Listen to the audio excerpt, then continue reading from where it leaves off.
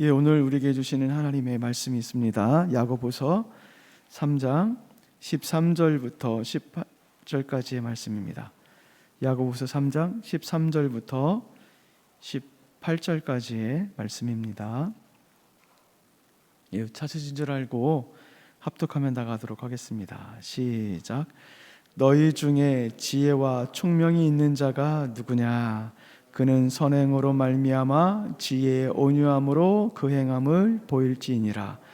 그러나 너희 마음속에 독한 시기와 다툼이 있으면 자랑하지 말라. 진리를 거슬러 거짓말하지 말라. 이러한 지혜는 위로부터 내려온 것이 아니요 땅 위의 것이요 정욕의 것이요 귀신의 것이니 시기와 다툼이 있는 곳에는 혼란과 모든 악한 일이 있음이라. 오직 위로부터 난 지혜는 첫째 성결하고 다음에 화평하고 관용하고 양순하며 긍휼과 선한 열매가 가득하고 편관과 거짓이 없나니 화평하게는 자들은 화평으로 심어 의의 열매를 거두느니라. 아멘. 예, 오늘 본문에 보면은요, 교회 내에 자기 스스로 지혜 있다고 생각을 하는 사람들이 많이 있었던 것 같습니다. 그런데 문제는 무엇이냐면 그 지혜를 자랑하는 자들이 참 지혜로운 자이면 좋겠지만 거짓 지혜자들이 더 많이 있었던 것 같습니다. 따라서 야고보는 참 지혜자가 누구이며 거짓 지혜자는 어떤 사람인가를 구별하는 그 지혜를 오늘 본문에서 알려주고 있고, 이렇게 참 지혜자와 거짓 지혜자를 구별하는 이유는 우리 모두가 참 지혜자가 되기를 원하는 마음 때문에 이것을 알려주고 있는 것 같습니다. 13절에 보면은 야고보가 한 가지 질문으로 시작을 합니다. 무엇이냐면 너희 중에 라는 질문으로 시작을 해요. 너희 중이라는 것은 성도를 말하겠죠. 그리스도인 중에 지혜와 총명이 있는 자가 누구냐? 누가 지혜와 총명을 가지고 있는 자냐? 어떤 자가 지혜로운 자냐라고 지금 질문을 하고 있습니다. 그리고 13절의 중반절에 그 답을 이야기를 해줘요. 무엇이라고 이야기를 하냐면 그는 선행으로 말미암아 지혜의 온유함으로 그 행함을 보일지라. 이게 선행으로 말미암아 지혜의 온유함으로 그 행함을 보일지라. 오늘 본문 가운데 13절이 핵심적인 구절인 것 같습니다. 이 구절은 참 지혜자는 어떤 자인가를 알려줘요. 참 지혜자. 첫 번째는 선행을 하는 자가 참 지혜자입니다. 선행을 한다는 것은 선한 행동을 한다는 것을 말합니다. 여기서 선이라는 것은 하나님과 관련된 것입니다. 즉 선이라는 것은 하나님께서 원하시는 것, 하나님께서 원하시는 일. 따라서 선한 행동이라는 것은 하나님께서 원하시는 행동을 의미를 합니다. 계속해서 두 번째로 참 지혜자는 어떤 자이냐면은 온유한 마음을 가지고 있는 소유자입니다. 온유는 무엇이냐면은 이 역시도 하나님과 연관되어 있습니다. 즉 하나님 앞에서 자신의 무가치함을 인정하고 겸손한 마음을 갖는 것이 온유이죠. 온유라는 것은 자기가 무능하기 때문에 어쩔 수 없이 그것을 겸손함으로 인정하거나 그런 것을 하는 것이 아니라 하나님 앞에서, 하나님이라는 절대적인 존재 앞에서 내 자신이 어떤 존재인가, 그 하나님의 절대자 앞에서 내 자신이 얼마나 나약한 존재이고 내 자신이 하나님을 의존할 수밖에 없는 존재인 것을 깨달음으로 말미암아 나오는 겸손을 의미를 합니다. 이것이 두 번째 참 지혜자의 모습이에요.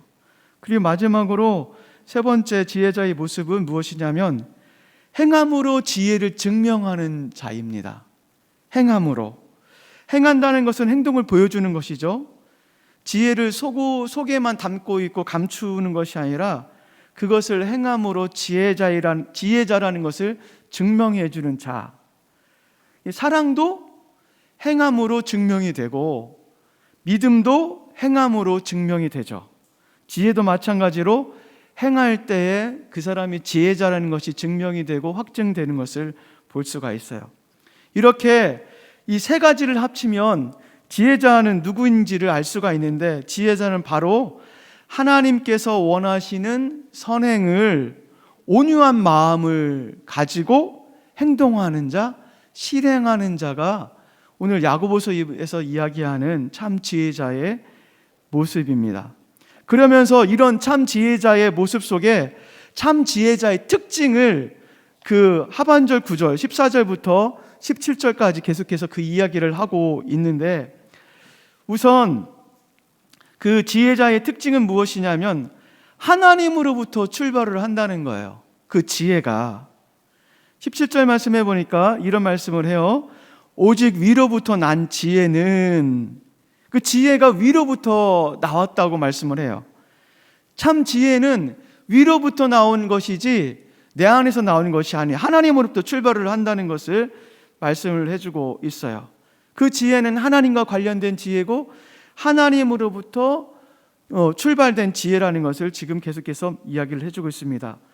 그렇기 때문에 그 참 지혜의 두 번째 특징은 무엇이냐면은 그 결과가 하나님과 관련된 열매를 맺는다는 거예요.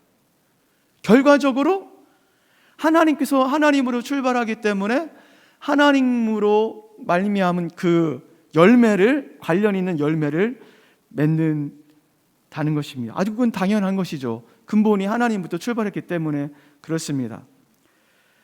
그러므로 말미암아 그 결과가 하나님께서 원하시는 아름다운 그 열매를 맺을 수밖에 없죠. 그래서 17절 말씀에 보면 그 열매에 대해서 이야기를 해주고 있어요. 성결에 대해서 말씀을 하고 있고, 성결은 순결한 것, 거짓이 없는 것을 말하죠. 그리고 화평입니다. 화평은 평화를 만드는 것을 의미를 합니다. 관용은 친절한 것을 말하고, 양순은 온순한 것을 의미를 하고, 자비와 선한 열매가 가득하다라고 말씀을 합니다. 그러므로 편견과 위선이 없고, 이것은 갈라디아서 5장 말씀에 성령의 열매들과 동일한 것들입니다. 성령의 사람은 성령의 열매를 맺어요. 열매로 그 사람이 성령의 사람인지 성령의 사람이 아닌지를 알 수가 있죠. 그러므로 그 열매로 그 사람이 지혜로운 사람인지 아닌지를 알 수 있고 증명을 해줍니다. 그리고 18절에 아주 중요한 그 지혜의 결과가 나와 있는데, 그것은 무엇이냐면 평화를 만들어낸다는 겁니다. 평화를 만들어내요. 분열이 아니라 참 지혜자가 들어가 있고 참 지혜자가 지혜를 발휘하는 곳에는 평화가 만들어져요. 화평이 만들어져요. 공동체가 단합이 일어나요. 교회가 서로 이 화평으로 인해서 기뻐합니다. 그러므로 인해서 의의 열매인 하나님의 열매로 가득 채워지고, 그 지혜가 참 지혜자며 그 지혜를 소유한 자가 바로 참 지혜자라고 성경은 오늘 말씀을 하고 있습니다. 그렇다면은 거짓 지혜에 대한 특징도 역시 나와 있습니다. 14절부터 그 말씀을 이야기를 하고 있는데, 거짓 지혜자의 특징은 무엇이냐면 그 마음속에 자신의 것으로 가득 찬 것이 거짓 지혜자의 특징이에요. 그 마음속을 들여다보면 무엇이 들어있는지 알 수 있는데, 그것이 바로 시기와 다툼이 들어있다라고 말씀을 하고 있어요. 이 시기와 다툼은 다른 말로 번역을 하면요, 시기는 지독한 시기라고 번역을 할 수 있고요, 다툼은 경쟁심이라는 단어로 번역을 할 수가 있어요. 이 지독스러운 시기, 이 지독스러운 경쟁심, 이 시기심은 자기 자신의 입장에서 남의 잘 되는 것을 보지 못하는 것을 시기한다고 이야기를 하죠. 다른 말로 하면은 타인이 잘 되면 그 마음이 분노가 치밀어 오는 것이 시기심입니다. 그래서 그 시기가 장성하면 무엇까지 이르게 되냐면 살인까지 이르게 돼요.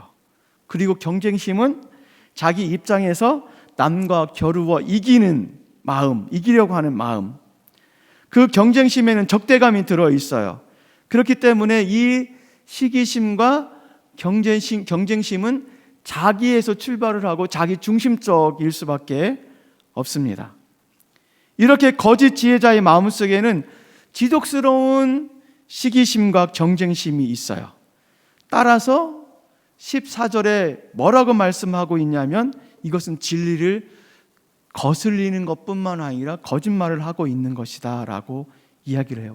왜냐하면 시기와 경쟁이 하나님 보시기에 합당치 않기 때문에 그렇습니다. 그런데 그것이 시기와 경쟁으로 나오는 그 지혜가 하나님 보시기에 합당치 않기 때문에 거짓을 말하고 있는 것이죠.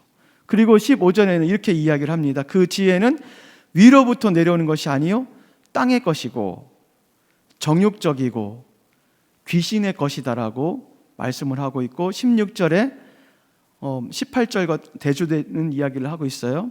이 시기와 다툼으로 인해서 나오는 것이 바로 혼란과 악한 일뿐이다라고 말씀을 하고 있어요. 혼란이라는 것은 무엇이냐면 파괴적이라는 거예요. 분란이 일어난다는 거, 분열을 일으킨다고 지금 이야기를 하고 있습니다. 즉 하나님으로부터 출발하지 아니하면, 즉 나의 욕심으로 출발하는 것은 곧 분열과 파멸뿐이라는 것을 지금 이야기를 해주고 있습니다. 우리 사랑하는 우리 지체 여러분, 교회 공동체에 수많은 하나님의 일을 할 때 하나님의 지혜를, 우리가 지혜를 드러낼 때가 많이 있습니다. 우리 지혜가 어디서부터 출발하는지 한번 생각해 봤으면 좋겠어요. 그리고 우리 마음 가운데 어떤 마음을 품고 있는지 한번 살펴보았으면 좋겠습니다. 많은 사람들이 하나님의 일을 하면서 자기 고집을 지혜라는 것으로 포장해서 관철시킬 때가 많이 있습니다. 왜냐하면 타인의 지혜가 더 그럴듯하게 보이고 그 안에 시기심이 또 그 안에 경쟁심이 나타나기 때문에 그래요. 그래서 그 타인의 지혜를 경쟁함으로 인해서 자기의 지혜를 관철시키고 싶고 이기고 싶기 때문에 그것들을 주장하는 경우들이 종종 있습니다. 우리는 하나님으로부터는 지혜로운 자입니다.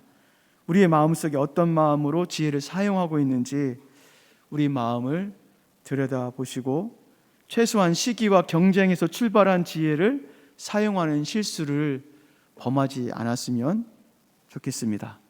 오히려 참 지혜로 행하는 것이 우리의 모습일 것입니다. 참 지혜자는 어떤 사람입니까?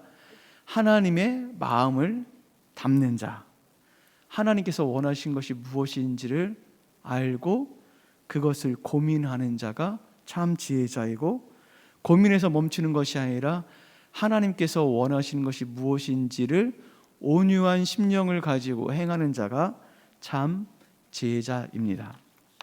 우리 모두가 그런 참 지혜자로서 이 교회를 위해서 헌신하시고 하나님 나라를 위해서 헌신하며 나가시는 여러분과 제가 되길 주님의 이름으로 축원을 드립니다. 잠시 몇 가지 기도 제목을 놓고 기도한 시간을 갖도록 하겠습니다. 첫 번째 기도 제목은 하나님께서 저에게 너무나 많은 큰 지혜, 한량없는 큰 지혜, 주님을 바라보고 주님을 알 수 있는 지혜를 주신 거에 대해서 좀 감사했으면 좋겠습니다. 왜냐하면 그 지혜 때문에 우리가 하나님을 알 수 있고 특별히 기록된 성경의 말씀을 알 수 있기 때문에 그렇습니다. 하나님, 우리 마음 가운데에 하나님의 지혜를 깨닫게 해주심을 감사드립니다. 특별히 위로부터 내려오는 지혜로 우리 가운데 충만하게 하여 주십시오. 하나님의 지혜로 우리가 충만함으로 인해서 우리가 하나님의 지혜로 공동체를 세우고 하나님의 나라를 세워나가는 우리가 될 수 있도록 인도해달라고 잠시 한번 기도하며 나가는 그런 시간을 갖도록 하겠습니다. 성령 하나님, 우리 가운데 끊임없이 하나님의 지혜를 구하며 나가길 원합니다. 거짓 지혜를 말하는 것이 아니라 거짓 지혜를